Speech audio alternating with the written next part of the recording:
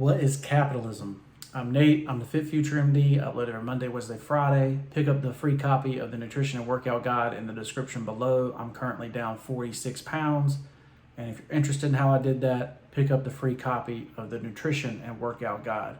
I'm the owner of Ensorsale, Ensorsale's family. Together we rise up from humble beginnings to inspire others all over the world with the messages on our t-shirts. Wear your inspiration today and use code FitFutureMD for 20% off. And make sure you like, comment, and subscribe on this video and share with somebody that needs it.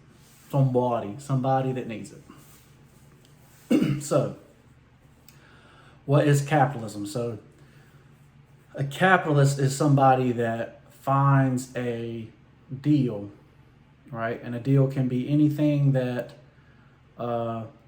involves assets and making money, right? So they find a deal and they get people to invest to pay for the deal, and then they take share in the profits with the investor, right? So that is a capitalist. So we live in a capitalist system that is kind of like a hybrid, right? So, there is tax breaks and government intervention that capitalists use to make a deal profitable, right? So, say the government wants housing to be provided in a certain area, the government may offer tax breaks or even partner in the deal itself to allow, for those apartments or housing to be developed in that area, right? So, that's why we're kind of considered a hybrid system of capitalism, right? And so, the biggest thing that people have against capitalism is that the person that puts together the deal is really not the one doing the labor, right? What they really have done is done sales and marketing, right? And they've done sales and marketing to acquire the money to start the deal, to do the deal, right? And so say you're a worker on that deal, you might end up with a very small wage, and this person that really didn't do any physical labor ends up with most of the money, right? So, but it's really just a difference in skills, right? The person that puts together the deal has sales and marketing as a skill, right? So,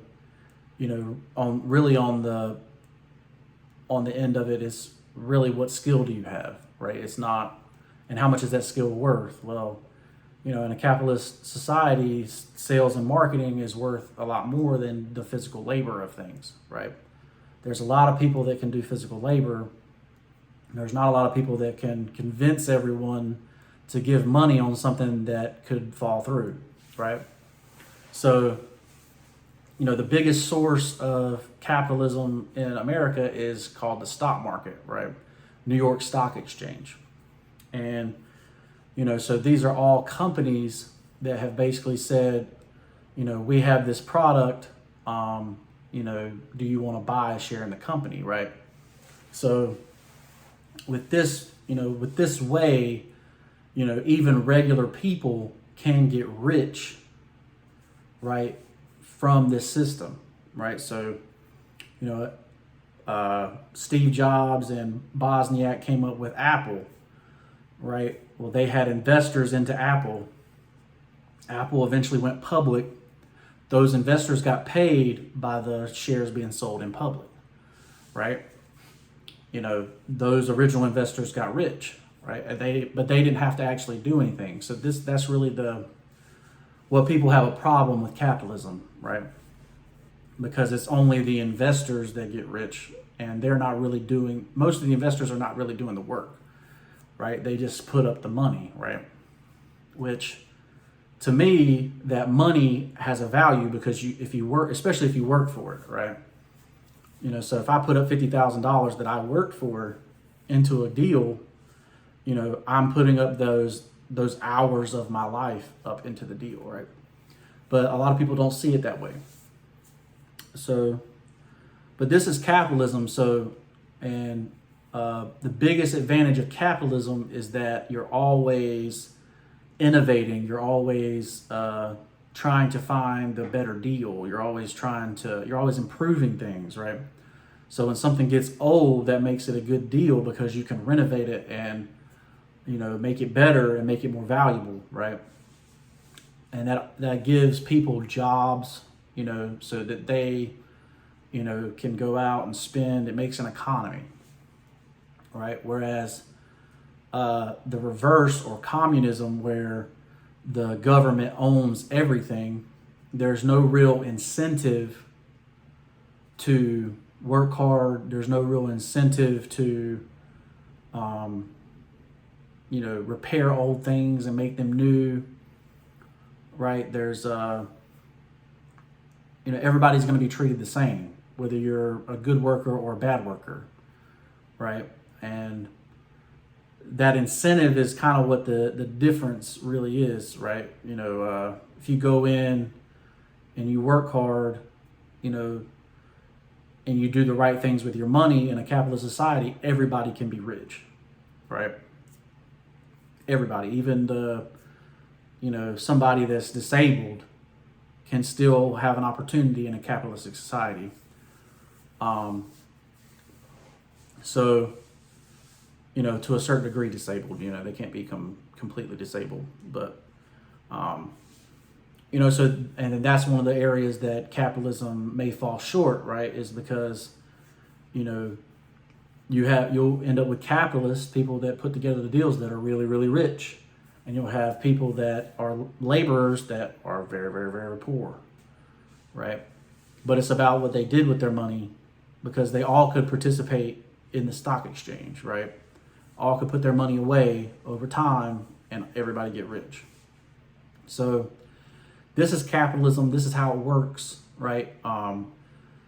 So in capitalism, you come together with a team, right? So if you're the capitalist, you come together, you raise the money, you get lawyers together, you get accountants together, whether it's in, the business of real estate, or, you're making a company like I do with Ensorsale, you can come together and, everybody benefit from the relationship, right? And that's capitalism. And I've talked about, what the negatives of capitalism are. Okay, so the last negative of capitalism is that there are things out there that are something like rare diseases, or something that may not make money. So in a capitalistic society, that stuff may not be explored, right? So, the reason that space exploration was done by the government, by NASA, is that it's not really profitable to go to the moon, or you can't really convince people to say, hey, there's something we can get from the moon that is profitable and we can make money on it, right? So the government is the one that ended up doing that, right? That's why we're a hybrid system in the United States, right? There is government influence on capitalism. And the last thing is that, in capitalism, there's small deals and then there's big deals. So the New York Stock Exchange is all the big deals, right? They're the biggest of the big, whereas, you may invest in a house with someone or a company, and it's a small deal. But there are two types of investors according to the SEC, and one is a accredited investor, and that means they're worth $1 million, or they're a non-accredited investor. And so the SEC looks down upon people that use non-accredited investors for their deals, because if you lose the money with someone that's rich, they still have money, right? They can still take care of themselves. If you lose money with someone that's poor, already, then when they lose that money, they don't have anything to fall back on, and they have to fall back on the government, right? So that's really looked down upon by the SEC to use non-accredited investors, and it takes a lot more money and a lot more time, to raise money that way. But those are the two types of investors to look for. So basically, if you want to be a capitalist, what do you have to do? You have to be able to market, you have to be able to sell, and you have to be able to find deals, right? So that's the name of the game. Any questions, leave them in the comments below. Make sure you shop at Ensorsale.com. That's my version of capitalism. I'm the investor. I'm the idea maker. Honestly, if you have an idea for a shirt that you would love, leave it in the comments below. I'd love to make it for you. And we'll see you in the next one. Peace.